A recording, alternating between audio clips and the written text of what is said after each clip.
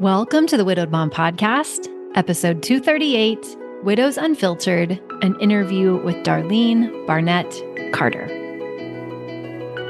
Welcome to the Widowed Mom Podcast, the only podcast that offers a proven process to help you work through your grief, to grow, evolve, and create a future you can truly look forward to. Here's your host, Master Certified Life Coach, Grief Expert, Widow, and Mom, Krista St-Germain. Hey there, welcome to another episode of the podcast. Last time we spoke, or I guess I spoke to you, which is how podcasting works, I mentioned that Todd's oldest was getting married, and that is done. It happened yesterday. It went well. You know, December wedding in a barn in Kansas is maybe not the warmest, but it was still very cute and quaint, and they were so happy. Outdoor pictures again in December on a windy Kansas day. I can't wait to see them, but there's going to be a lot of hair blowing and a lot of material flapping. But again, big smiles, and that's what really matters. And they had so much fun with the food. They brought in a taco bar, which was fun. I had never seen that done. And also, there is a local waffle truck that they had do the dessert, which was really fun. I never really imagined waffles as a dessert, but wow, if you have a waffle truck in your area, I would highly recommend that you seek them out. They made Reese's peanut butter waffles. Fantastic. And some sort of strawberry concoction and a white chocolate one, but it's a really unique alternative to cake. You know, more than anything though, just great to see the smiles, great to see the love, and weddings, just the buildup, right? Also unfortunate that Todd's parents who came into town to be here for the wedding got COVID, and his mom got over it in time to come to the wedding. His dad got it very close to the wedding. He didn't get to come, but at least they are, doing okay with it. Never exactly what you want to see, but it's the way it goes, isn't it? Unpredictable sometimes. And COVID is just the gift that keeps on giving. Yeah. Can you tell I just recovered from a wedding? Anyway, okay. So I have for you a guest today that I am excited about. We have just recorded the podcast, and towards the end of it, I got a little emotional. And then after we stopped recording, I got a ton emotional. And it's just because it's just so cool to sit back and watch someone change. And it's kind of like, I was telling her after we recorded it, it's kind of like how it is when you watch your kids grow and you're so close to them as they're growing that you don't see it. And then you step back and you look at pictures or you reminisce, and then you fully appreciate what happened. And it just happens so slowly in front of you that when you stand back and you look at it, it just kind of blows your mind a little bit. And that's what happened for me watching Darlene change and apply the tools that she learned. And just where she is now is just such a different place than where she was before. And I can't wait for you to hear her story. And also, I love that she talked about how she was kind of worried that her faith, because her faith is really important to her, that coaching would somehow go against her faith. And I was really glad she was willing to talk about that, and I'll let her do it. But, basically what I want everyone to know is that coaching isn't about getting people to believe or not believe something, right? Coaching is about helping people create what they want. Coaching is about helping people remove obstacles that are in the way of them living into the values that they have.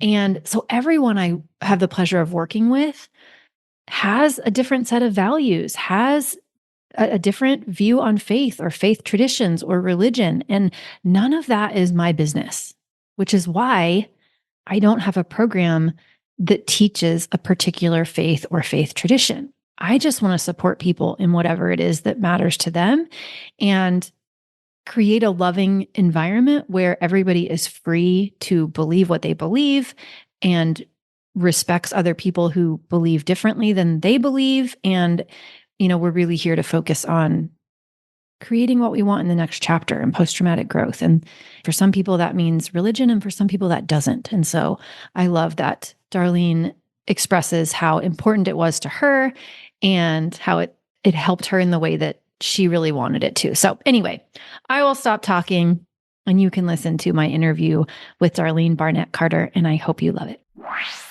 All right. Welcome, Darlene, to the podcast. I'm so excited to have you. I am so excited to be here. We were kind of catching up before we hit record. And sometimes I hate to do that because all the good stuff gets said, but I know that we're going to have a good conversation. So I'm excited. So, okay, I'm going to have you start. Just tell listeners a little bit about you and how you became a widow. Like, kind of back us up a little bit. Okay. Yeah. Well, my name is Darlene, and I have been a widow for 3.5 years now. I was married to my husband, Melvin, for almost 23 years. We grew up together in South Alabama in the same small community. So I knew him, well, I would say our entire lives, but I knew him his entire life. And for like 45 years of mine, we didn't date. So we grew up in the same community and we definitely knew each other and always saw each other. But we didn't start dating until we were in our early 20s. And we got together then. He was a pastor by then. He'd been, preaching since he was 17. And he was a pastor. So I became a pastor's wife, which is definitely not something I had thought I would ever be.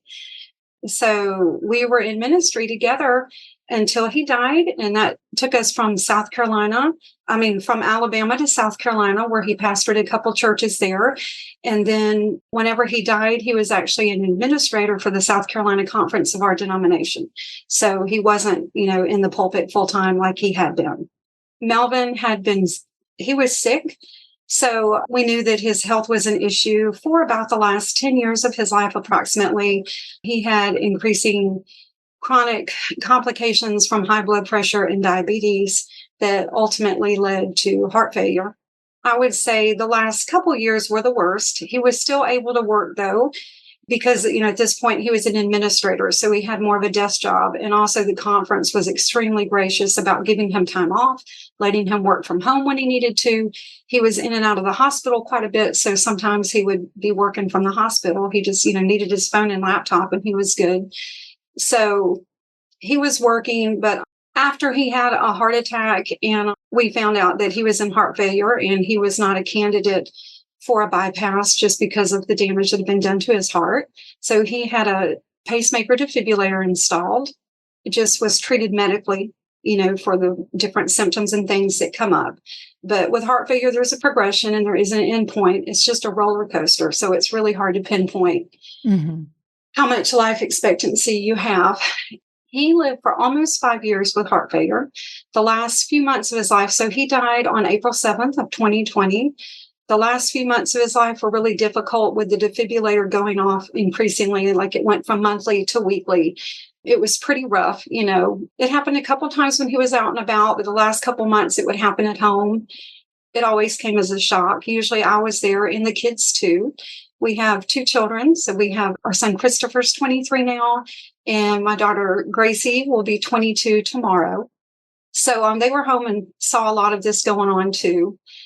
But he had a cardiac event, and I had to take him to the ER. That time we didn't call the ambulance. He had me drive him in a little bit later. So after the defibrillator goes off, he would usually pass out for a brief period of time. And then whenever he came to, a lot of times we'd already called the ambulance. But this had been going on weekly. So when he came to, I asked him what he wanted to do.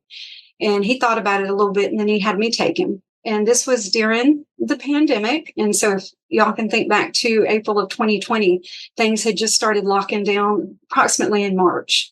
So when I took him to the hospital that time, they weren't letting anyone in, and there were no visitors. So I dropped him off at the door to the ER. Some nurses or techs came out with a wheelchair, and that was the last time I got to speak to him. He prayed with me and the kids at the house before he left. We were all on good terms, but we knew every time he went in that there was no guarantee what was going to happen. So I dropped him off at the hospital that day.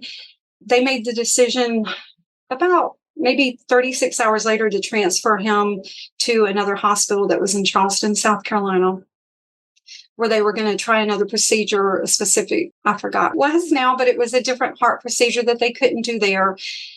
And he was very excited about being transferred and the possibility of that procedure. And it's funny because we did our first and only Zoom call as a family when he was in the hospital there that morning before he transferred. And I'm so thankful that we did that. And so we got to see him and just kind of joke with the kids for about 30 minutes. And then a couple hours later, he was transported to the other hospital. On the way to the hospital, he had a cardiac event in the ambulance. And so they went to a closer hospital to get him stabilized. They kept him there overnight. The nurse called me from the ER when he was in there. He couldn't really talk because they had him probably on a BiPAP at that point in the ER. But I could hear him say a few words behind her. And I just tried to encourage him and told him I was going to call Pastor and I would, of course, call his mom and update him. So he went to the CCU, I believe, that night, and his nurse called me and updated me and said he was stable and that he would be continuing on to Charleston in the morning, and that he was his typical self. Melvin was always happy, the most cheerful person, the most encouraging person you'd ever want to meet, wanted to make people laugh and feel good. So apparently he'd been joking with his nurses, that night, which was typical him. So I talked to them and then, updated the kids and his mom and everybody, and then went to bed. And then about 2:00 that morning, I got a phone call from the ER, or not the ER doctor, whoever was on call there, saying that he'd had another event and that they'd been working on him, but they didn't think he was going to come back from it. And then I got off the phone with him, and then the doctor called me again in about 15 minutes just to let me know it was final. And, that's a horrifying experience, just to hear that someone's gone, even though you knew they were really sick. There's still no way to really prepare for that moment. It's thinking about, oh my gosh, I have to go wake my kids up and I have to tell them their dad's gone. So just giving myself a few minutes and then thinking about what I'm going to do and what I'm going to tell them. But I did it, and we made it through. So my kids were older when their dad died. They were like 19 and 20, but I don't know if there's ever an easy time to lose your dad. Like if you're 8 or if you're 58, I don't know when is a good time to have to hear that news. So that's how I became a widow. And we were married almost 23 years. Did you know, you said you prayed together before you dropped him off at the hospital. Did you know that you weren't going to be able to go in before you went? Was that something that you kind of already knew because of COVID, or was that news that you discovered at the hospital? Probably the week before, he had an event where he passed out. I believe that time he passed out in the yard. So we had called an ambulance and he had been transported. And I found out that visit, and I think they only kept him 48 hours that time.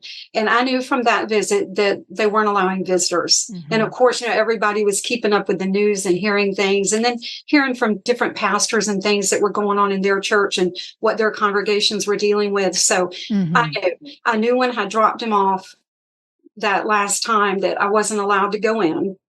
Of course, I didn't know that would be the last time, that he'd go to the hospital. But yes, I did know when I dropped him that day. Yeah, there's something just so horrific about that period of time and everyone that lost someone during that period of time and did not get to see them. I just have no other word for it besides horrific. Yeah, it was very hard not being able to go see him in the hospital, especially, whenever he had an event, and I would have went to that other hospital to see him, of course, let me in, and they wouldn't. But they did tell me I could come because I really wanted to see his body. I wanted to see him when he died. That hospital was a good 2.5 hours away from our house, and I was in no shape to drive. And I asked my kids, I was like, do y'all want to go see your dad? And they didn't want to. And so I just let it go because I was like, you know what? I don't have to see him. It'll be okay. Yeah. They would have allowed us to come in and see him then. Mm-hmm. What do you remember about those early days for you? Well, it's different for everyone, but what do you remember? I remember walking around my house crying. I remember just that intense sadness and grief. Just, again, even though I knew that he was sick, just still not being prepared. Still, I would be waiting for him to call me saying, okay, Darlene, they're letting me go. Come pick me up. Waiting for that phone call, waiting for him to come home. Like your brain is still expecting all this stuff that it had been used to. So it was just very hard. And then because we're in the pandemic and people didn't know, but there weren't people around us. Also, we lived like 9 hours away from family. So it was April, and so both the kids were home with me. If you remember, a lot of colleges closed early that semester. They sent the kids home, 4 to 6 weeks early. because of COVID. And so Christopher was home. He normally wouldn't have been. I was thankful that they had that last about 2 weeks together that Christopher wouldn't have had with him. So I can take my mind, looked for things to be thankful for and things that I was happy about. But at the same time, just that disbelief that widow fog sets in quick and just trying to survive and just sleeping. And then, my kids telling me, it's like, Mom, you need to eat something. I was like, I don't even care. I'm not hungry, but just that intense sadness and not being able to figure stuff out, still not fully believing that I wasn't fixing to get a phone call or text from him. How did that experience compare to what you expected it would be? Because most of us come into a grief situation with ideas about what it will be like, and then it's not like that. I don't think I expected it to hit me quite as hard as it did. Like, I knew I'd be upset that my husband died. And, he was my best friend for nearly 50 years. Mm-hmm. And so I knew that, but, I had been dealing with anticipatory grief for several years. So whenever he actually died, it was still intense. I think I thought that it would be a little bit easier, although easy may not be the best word. I didn't expect it to hit quite as hard as it did. I think I was more distraught than I expected. It was still just hard. I don't think there's really an easy way to lose someone. So it was different. It's so different when you actually lose your spouse and become a widow. Even though I had met widows before, I'd been a pastor's wife. You deal with a lot of life and death all the time, events at church. So I would think back to, oh my goodness, I bet I said some of the dumbest things, the most unhelpful, smug things to other widows. Oh my goodness, I just didn't know. So now when people are like, oh, I can't imagine, or I'm like, no, you can't imagine. You just honestly can't imagine until you go through it. There are no words to describe it. Yeah. Yeah. And if I had a nickel for every widow who said, I regret all the things I said before, I would have a lot of nickels, right? This is a pretty universal experience because you just don't exactly know what it's going to be like until it's there. And I'm so glad that you said that even though you expected, because you had some anticipatory grief, that it would be easier and then it wasn't. I think that's really good for people to hear, right? Because a lot of times we don't talk about that out loud. We just kind of shame ourselves or wonder if there's something wrong with us because we're having a more intense grief experience than we thought, because for whatever reason we thought we saw it coming or, could anticipate it in some way. But just because we could anticipate it doesn't make it easier. No, it was still horrific. And then I think, from a church and faith standpoint, so many times you hear that he's in a better place. He's at peace now, things like that. And I want to be like, I know he's in a better place. That doesn't mean I'm not sad. Yeah. I still miss him. It's not that I don't know where he is. And I was very thankful that he was no longer in pain and that he was no longer, dealing with his defibrillator going off all the time and all these just awful things. I was thankful for that. I'm still thankful for that. But it doesn't mean I wasn't sad and that I didn't miss him and that I didn't wish he was still here. And I didn't, wish that I could have one more conversation, one more hug. I think that's a great example. Totally separate things. Yeah, I think that's a great example of what it's like to live in the and. Where, yes, you did find comfort in knowing, where he was. And also that doesn't take away sadness. Sadness can coexist with gratitude. Mm-hmm. Yeah. So fast forward for me a little bit or walk me up to the point where you cross paths with me or the podcast. Like, how did that happen? Okay. So let's see. He died in April. The first few months are such a blur. And so much going on. I started looking for grief resources because I didn't want to stay where I was and I needed help moving forward and figuring out what to do. And so the first couple places I looked, I don't know, it may have been random, Facebook groups or random Google searches about grief. You'd have these poor widows that are like, my husband's been dead 15 years. Every day is as bad as the first one. I was like, oh, sweet Lord. no, if this is what I have to look forward to, please kill me now. I can't live like this for the next 20, 30 years if this is really what I have to look forward to. And those comments are all over the place, all over the place. And it's sad and it's depressing. Now that I've come further in my widow journey, I feel for those women, and I wish I could help them. But there's so much just horrible grief stuff out there and people sharing their feelings, which is great. But I was like, there's got to be something else out there than just these horrible, sad things. I had recently started listening to podcasts that year. So I was like, maybe there's a podcast for widows. So I think I just put the word widow in the search bar. And one came up. It wasn't you. It was someone else who had a podcast. And so I listened to a couple of hers and they were really good. Like I was still sad and I would cry during some of them because some of the stuff she said, it's not all the, roses and lollipops and things that you want to hear, but it was sweet and it was kind and it was still encouraging. So I looked her name up and looked at her certification, because I'm like, well, what makes them think they can tell somebody anything about grief or being a widow, although she was a widow. So then that led me down a path to look at her certification. And when I went to the life coach school, I saw you come up as a coach. And then I think you had an email newsletter that I could sign up for. And maybe your podcast had just started, something like that. So that's how I found the Widowed Mom podcast. So I started listening to your podcast. I thought it was great. And I started getting your emails.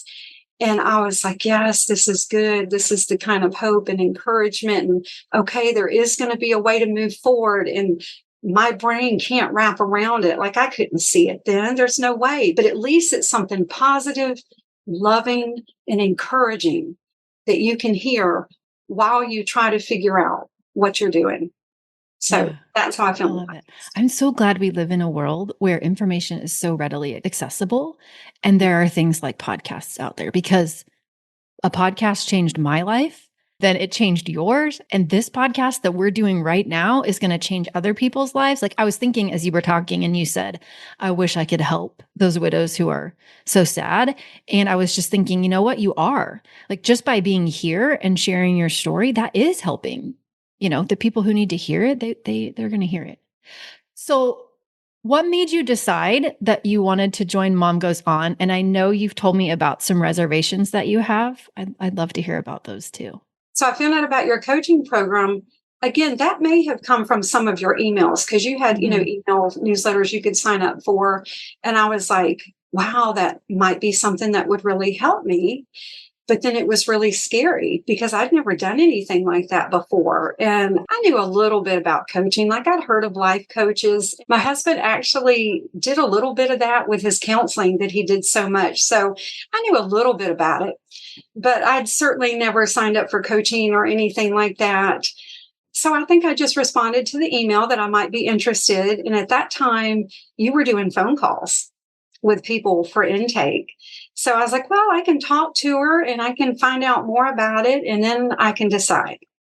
So, we did that initial phone conversation and I thought it was great. And that's also where I found out how much the coaching program cost. And I was like, oh my goodness, that's a lot of money. So that was one big red flag for me, was how much it costs, because it is an investment. Yeah. And for something completely unknown to me to invest in. And then the second thing was, my faith is so important to me and my Christian walk, in being careful of the things I do and say and listen to and read and the things that I allow to speak into my life. I was like, well, this may just be some crazy new age, anti-God, crazy stuff. So that's what I was thinking. Yeah. And so I thought about it and I prayed about it. And I was like, you know what? I'm just going to do it. And I'm going to have my guard up at all times and be ready, because you also offered, I think, a money back guarantee. And I said, well, I can get out of the program and I'll just figure it out. But I was scared half to death when I signed up for it, because it was such a big leap for both of those two reasons. So, I come into it and everything was great. The workbooks are wonderful and the Slack channels and the coaching and everything's good. But I was ready. If it was going to be something that went against my faith values, I was like, I cannot be part of that. So Yeah. those were my big reservations starting. At what point did you relax, maybe is the right word, or like kind of realize that no, this actually doesn't go against anything that I want for myself or believe? I don't think it took very long, maybe a few weeks. I started in December, which, is a crazy month with holidays and everything. So I wasn't intensely as much in the workbooks as I wanted to be, but it took a couple weeks. And then I would read stuff or I would be listening to a coaching call and you would say something. And I was like, well, that kind of sounds like this scripture over here in the New Testament. It's the exact same thing Krista just said, but she's not quoting scripture, but that thought process is exactly what I've read in the Bible. So that happened a lot for me, where there would be something in coaching that came up and I was like, well, that just ties in with this scripture over here. And so I think after probably a couple weeks of that, I really relaxed. And I also reminded myself that I knew who I was, outside of a coaching program. I know, my faith defines everything about me. So I wasn't worried about all of a sudden becoming anti-God or something. I was just more worried about negativity, towards my beliefs. And I never found that. The principles and the things that you talk about, a lot of them are just, I was like, well, I've got a scripture that says the same thing. They're not contrary. And then, if I did hear something on a coaching call or someone else said, well, obviously we have completely different faiths or completely different values, I'm just like, whatever, we're all different. It's okay. Yeah. We're still getting value in this coaching program. Yeah. I love that. That's really important to me. I've always wanted to create a space where everyone feels welcome and where everyone is encouraged and allowed to have their own values and express those values. And sometimes I don't think people like that because they want to be told what to do in a way that aligns with what they already believe.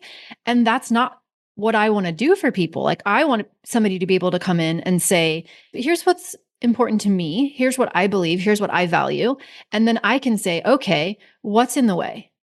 Right? Like, what's in the way of you getting to create what it is that you want next in the next chapter of life based on what's important to you, knowing full well that that might not be what is important to me. And that might not be what's important to 5 other people on the call. I don't know, but can we create a space where we can all be open and honest and we can all get the coaching that we need and we all love one another, and it's not driving a particular belief set, right? It's just helpful. And so I'm really glad that you had that experience, because sometimes I think people don't join because they're worried it will be religious, or don't join because they're worried it won't be, when really it's just something I hope people don't have to worry about at all. So, okay, tell me about like some of the major shifts that you've noticed in yourself since, so it was early December, I guess, when you started. So that would have been like, I'm doing the math here, April to December is when you joined. So what's happened since? What are some of the things that you've noticed? What's different about life? Well, it's so hard to pinpoint what's like the biggest things from coaching. I would think one of the biggest things for me is learning to put down my manuals for other people and things. I see everything. I'm a very black and white, tend to be blunt type of person. So, and I like my manuals. And like you were talking about, people want you to tell them how to do it. I would have loved it if you had a how-to book that said how to get through the first year of grief and everything be awesome after. I would have probably done it. Like, yes, I just need a guidebook. I just need some rules, because I like rules and regulations and everything's crystal clear. But that's not how it works. So I learned a lot about putting down my manuals and my expectations from other people. I think that's been one of the biggest things I took away from coaching that's helped me, not just with grief, but just in day-to-day life. Also about your feelings coming from your thoughts and about choosing your thoughts on purpose.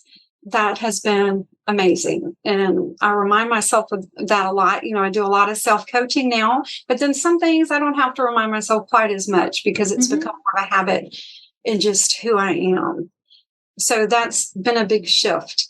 And when I first started, and you talk about have a life you can love again.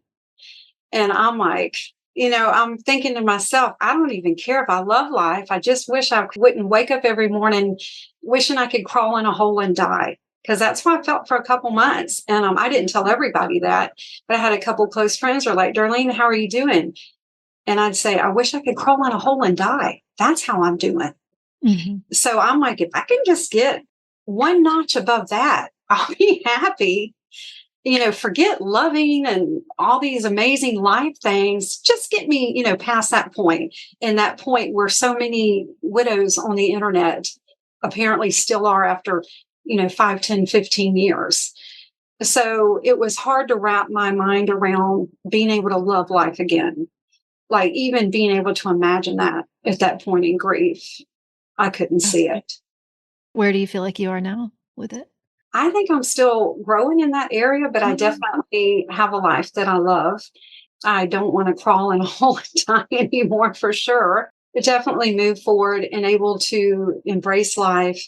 And also give myself a lot of grace because there's still a lot of things I don't have figured out. Like there's things I wish I had figured out. And I really thought I would have figured out this many years after grief. And I just don't.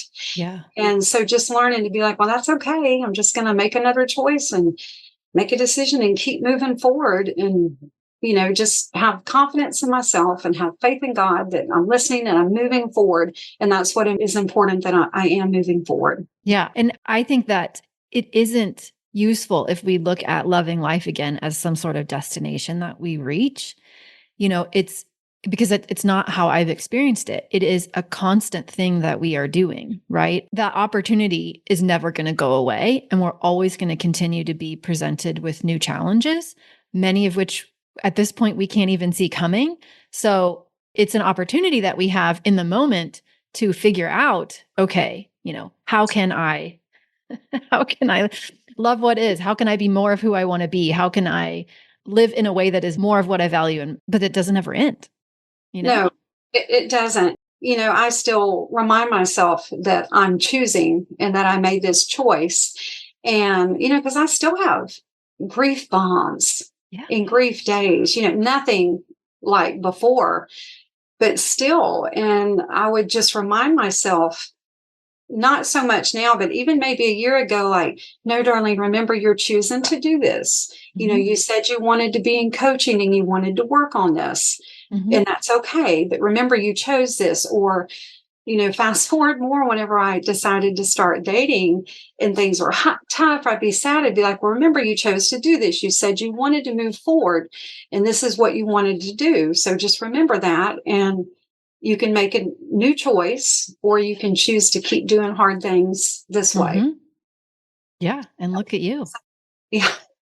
It's super fun for me to sit back and watch the whole trajectory of it, right? Like I didn't get the internal experience that you had where, those moments of wanting to crawl in a hole happened, but all the coaching conversations we have had over the time that you spent in the program and then in masters, you seem like in a pretty different place to me, right? Like I remember times where it didn't seem like you could imagine that you could do the things that you are currently doing, right? And that's so normal, where we don't have the vision exactly for what we want or what that could look like or how it could be possible.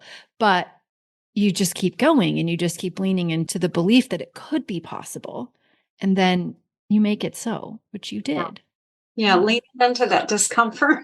It's like there's so much discomfort, and just allowing it and leaning into it and choosing to keep doing those uncomfortable things. Yeah. And you did a lot of that in the program too. And I hope you applaud yourself for that. And by that, I mean, like you regularly got coached. Like sometimes people come into the program and I don't even really get a chance to know them because they don't show up on calls and they don't tell me what's going on for them. And you were always willing to be coached. You always had something on your mind that you were willing to talk about, which of course not only benefited you, but it also benefited everybody else in the program because they got to watch your journey and learn from it. And so I applaud you for that. I hope you applaud yourself for that. I appreciate that. Weird, going into a coaching program, but especially for group coaching. Like, thinking like, what do you mean I'm going to be in a group with a bunch of other people listening to me talk about my feelings, or these are strangers? And it was very weird for me going into that. But yeah, once you get on a call and you see, you're like, oh, it's okay. It's comfortable and everyone's loving. And I never would have believed before how much value there was in listening to someone else get coached. Like you would have thought, oh, I'm only on the calls that Krista coaches me. That's where the growth is going to happen. I don't think that's where the most growth happens. Usually for me, it would be food for thought. And then I would probably forget half of what you said to me when you were coaching me. Mm-hmm. But then it would be on the calls with other people where it would be reinforced. And I would sit back and be like, I'm dealing with the exact same thing. Let's see what Krista says about this. So it was nice to still have that growth, even when I wasn't the one being coached. And then just nice knowing I'm not the only weirdo in the group.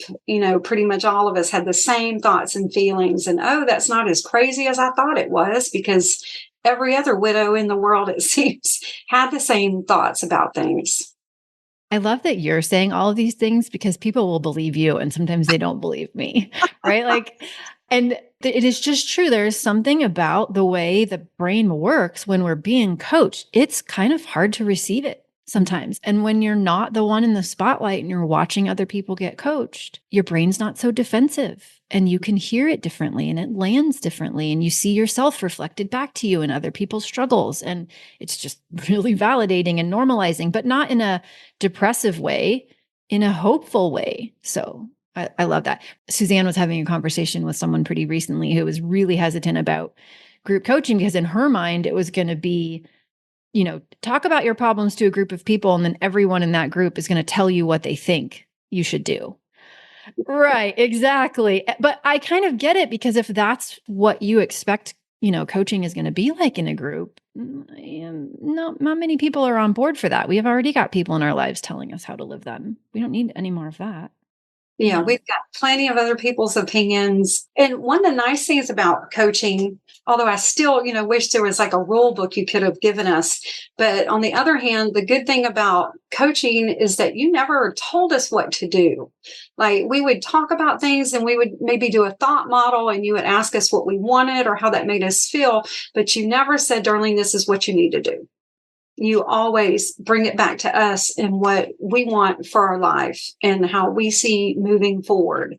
And that was wonderful. But again, at the beginning, it's hard to see that, because it's like, oh, please, just someone tell me what to do. Yeah. Yeah. And I totally get that. And I feel that sometimes. And also, I'm not the authority. It's not me, right? It's not me, and I don't ever want to be that for somebody. So I'm glad I didn't tell you what to do, and I'm glad you still figured out what was best for you to do. If you could go back, so I'm thinking of the women who are listening and maybe they're in early grief. If you could go back and you could talk to that early version Darlene, right? What kinds of things do you think you would tell her based on what you know now?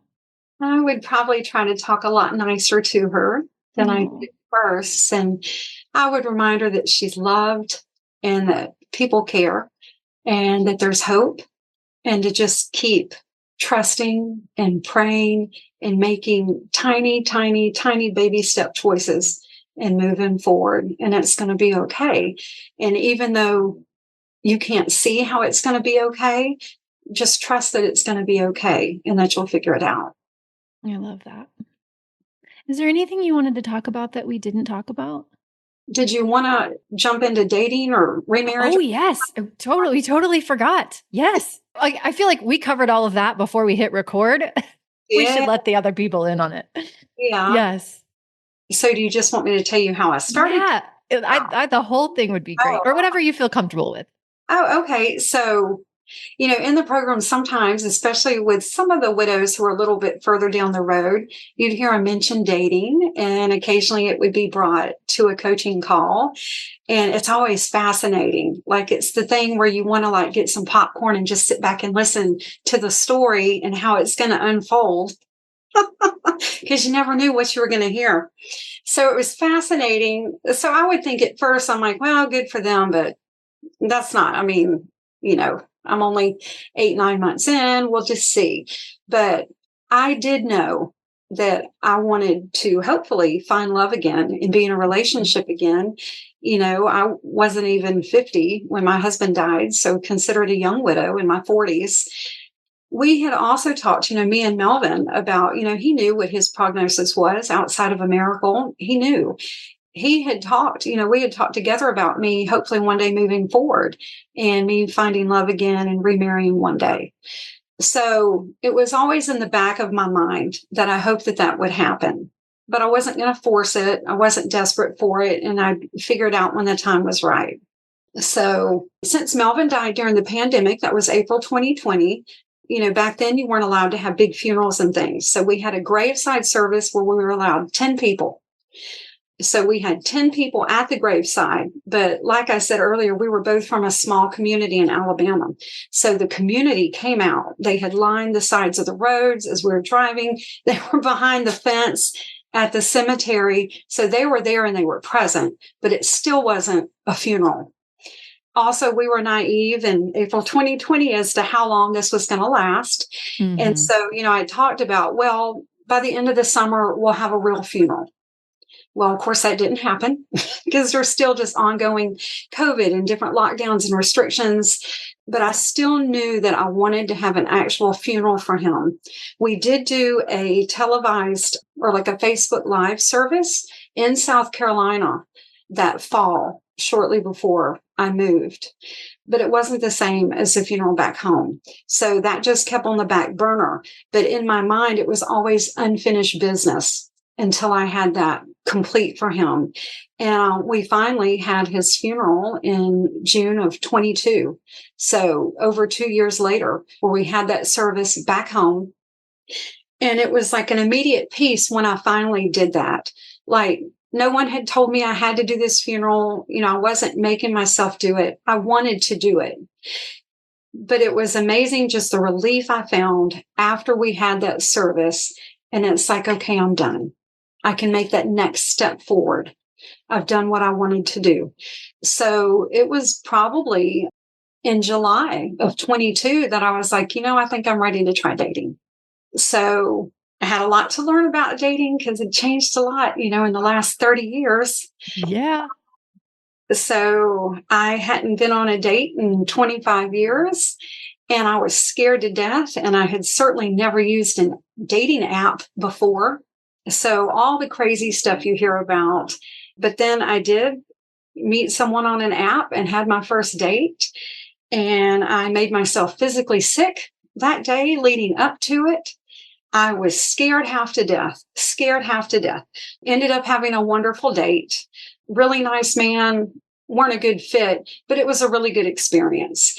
I was proud of myself for getting through it, sickness and all. So then I continued on the app some, and then I would have frustration with, why doesn't anyone just come up and say, hey, what's your number? Like all these little, I guess, high school type things from 30 years ago. I guess no one meets that way anymore. So I met a couple nice men on the dates, had some nice times. I was pretty blunt about my faith on the app and who I am as a Christian. And I also learned a lot of people define Christian differently than I do. So yeah, learned some lessons that way. Were you pretty outspoken on the apps about being a widow as well? Or did you not share that? I was when I first made my profile. So the first app I tried was Bumble. And when I made my profile, I did not mention I was a widow because I was still just very protective of that part of my life and that season of my life. And I had heard pros and cons either way of if you should say you're a widow or you're not. So I initially did not put that, but it would come out pretty quick, like chatting in the app or something like that. So I didn't really try to keep it a secret. I just wasn't bold with it. But then I think maybe after a few weeks, I changed my profile and put that I was a widow. And I still probably couldn't say which is better to do. That's just what I decided to do. So I got really frustrated with Bumble and the quality of men I was meeting. And so then I tried another app that was actually recommended by another widow in our group, our sweet Belinda. And I was like, Belinda, we love you. Belinda, we miss you. So I was like, well, I guess I'll try it. And that's where I met Steve. So Steve was living 2.5 hours away from me in Murfreesboro. I'm in Chattanooga now. So I moved from South Carolina to Chattanooga in November of 2020 to be close to some of my family that lives here. And he was in Murfreesboro. He is a widower. So it's kind of neat that we have that in common. We also share the same faith values, and our faith is very important to us. So we clicked pretty good from the beginning, just on the app. But then I had to do a lot of thought work too, with reminding myself that he's a widow and he's grieving too. It's just different, some of the things that you deal with. But then it's great because we can talk about grief. We can mention our late spouses. It's no big deal. We're not threatened by them. We understand if someone has a grief bomb, or just, wow, I don't know why that hit me that way, and that was just kind of out of the blue. It's really nice that we can share that, and we get it. All the weird grief things, get some too. I love it. So I met him. Our first date was in September. We met on the app in August. Our first date was in September. He would drive 2.5 hours each way for every one of our dates. And we dated a lot. That's commitment right there. Commitment. And then we went exclusive in November of that year. Because when we first started, I was, dating other men, just still, because I wasn't ready or desperate to settle down. I was like, well, I'm taking notes. I'm curious about what's out there. I'm in no rush. And I had very specific things that I wanted and expected from a man. I was like, I'm not going to settle. And the number one thing for me was my faith and our shared Christian values. And, after being on the apps a very short time, I was like, Lord, I don't know how this is going to happen. I don't think it's going to happen with an app, but, I'm open to meeting people in real life. I'm open. So, yeah, it was kind of amazing that we found each other through an app. So we went exclusive at the end of November that year. And then he decided to move to Chattanooga, and he moved here in May of 23. Then we got engaged in August of 23. Then we just got married on October 28th of this year.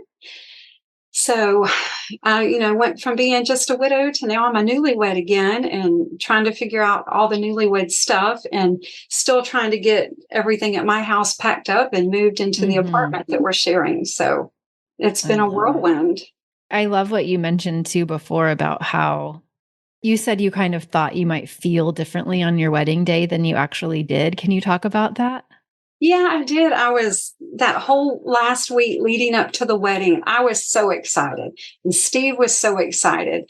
The closer I got, the day of, I was just practically giddy with just excitement, and so excited to be getting married, and so excited, about Steve and I together and our life and possibilities. I did not expect that level of excitement and girly giddiness, from a 51-year-old woman, getting married again after being a widow. I don't know what I expected. I mean, I expected I would be happy, but just that level of that excitement and that giddiness, I really take it as a gift. Just such a gift to see that, yeah, it's still possible, at any age, to make those choices and to be excited about love and about life. Yeah, it so is possible. I wonder if I had known, if I could have, in the early days of coaching, if I could have said, okay, Darlene, here's what's going to happen. You're going to do all this work on yourself, and you're going to get yourself to a place where you're okay without being in a relationship, and you're going to date, and you're going to find someone in October 28th, 2023. You're going to be as giddy as I wonder if you would have believed it. It seems like a huge progression. Yes, I would have thought you were crazy and been that's a little bit crazy. That sounds good, but I don't really think that's going to happen. Like, if I can just get one notch above hopeless, in sadness, I'll be good. Like, I can stay at that level. It's okay. It doesn't have to be amazing, just better. Yeah. But so no, I wouldn't have believed it if you told me that then. That would have been hard to believe. Really fun to watch. Not that, and here's what I don't want people to hear. I don't want people to hear that coaching makes you not human and you don't have problems anymore. Right. You still have the ups and downs of being a human on this planet. There are still many challenges yet to come. And also, we don't have to settle for one notch above. Like, yes, let's get there. Let's start there. And also, whether, I don't care what the resources that people ultimately end up using. What I care about is that women don't settle for a subpar life that is less than what they want because their spouse died. Yeah. Let's not settle. Not settling for the status quo and just barely surviving. You can thrive, and it's going to be hard. The work is so hard, just that mental work that, a lot of people have done a lot of it because they've been in therapy and stuff before, but that mental work is not easy, and you have to choose to do it. And, there were times I reminded myself, well, Darlene, you said you wanted to move forward. You said you wanted to work on this. Okay. So, and just these little reminders to myself about I'm choosing and I'm figuring it out. But yeah, I'm glad that I didn't just settle for barely surviving and think that was good enough. And like you said, there's still a lot of hard days. I still have grief bombs. There are times I still cry about Melvin and I really miss him. And I think before coaching, I would have thought, oh my goodness, there's something wrong with me. He's been gone almost 4 years. I should be better. I should be above this and beyond it. But learning how to hold space that you can be really sad and super excited about the future at the same time, and it doesn't mean anything about you. That's something I didn't understand before. And so now it's funny, and me and Steve talk about it too. It's like, we're really excited, but we're still kind of sad about this, and that's okay. And they just all work together. Yeah, it's not either or, it's and. Yeah, I love that. Thank you so much for being part of my life and for being on the podcast and sharing your story. It's been like, I get all teary, but like really a joy to watch. Oh, thank you, Krista. I'm so thankful for you and thankful that you established your program, that, you made changes in your life to move forward and made a big pivot as to what you wanted to do moving forward so that you could help other widows. And that's been such a blessing to me, such a godsend. I'm so thankful to you. I'm thankful for the tools that you've given me, the things I've learned from you, the things I've learned about myself. I thank you for lighting that candle of hope and shining it forward for other widows. I'm very thankful. Thank you. I receive that, and I tell you that I get just as much out of it as the women I get to work with. I am convinced of that. In fact, probably more. So thank you so much for coming on the podcast. You're welcome. Yeah. Okay. All right. We'll talk soon. Okay. Bye. Bye. If you like what you've been hearing on this podcast and want to create a future you can truly get excited about even after the loss of your spouse, I invite you to join my Mom Goes On coaching program. It's small group coaching just for widowed moms like you, where I'll help you figure out what's holding you back and give you the tools and support you need so you can move forward with confidence. Please don't settle for a new normal that's less than what you deserve. Go to coachingwithkrista.com and click Work With Me for details and next steps. I can't wait to meet you.